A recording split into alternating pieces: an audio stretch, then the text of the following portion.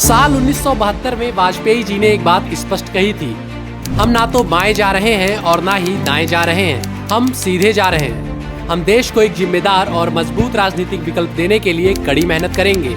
उनकी कही ये बात अब पीएम मोदी के नेतृत्व में अच्छी तरह से स्थापित हो गई है। एक समय में 2 सांसद थे भाजपा के पास, अब लोकसभा में 300 से अधिक सांसद हैं। भाजपा ने 16 राज्यों में सरकारें बनाई हैं। उसके 1300 से अधिक विधायक और 400 से अधिक सांसद हैं।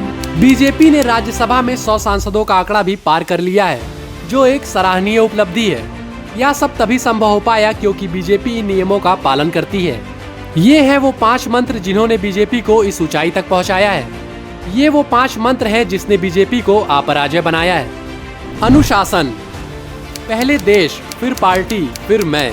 देवेंद्र फडणवीस और विजय रूपाणी जैसे नेता इस बात के उदाहरण हैं कि पार्टी की नींव में अनुशासन हो तो पद के लिए मचने वाली होड़ कैसे कोई मायने नहीं रखती। वहीं दूसरी तरफ देश की सबसे पुरानी पार्टी है जिसमें अनुशासनहीनता इतनी चरम पर है कि आए दिन कोई ना कोई नेता बागी हुआ रहता है। उदाहरण के लिए पायलट गहलोत विवाद को ही देख लीजिए।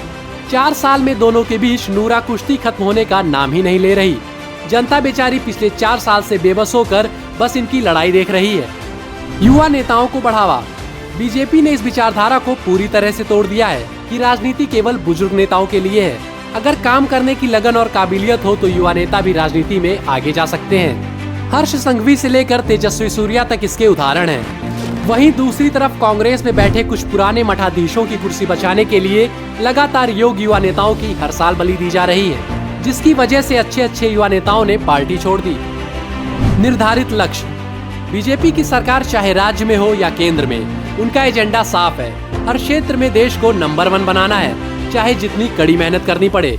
उसी का परिणाम है आज दुनिया की सबसे ऊंची मूर्ति से लेकर दुनिया का सबसे ज्यादा ट्रांजैक्शन वाला पेमेंट सिस्टम भारत में मौजूद है।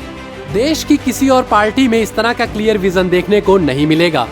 चुनावी युद्ध कौशल, अंधेरा छटेगा, सूरज निकलेगा, कमल खिलेगा।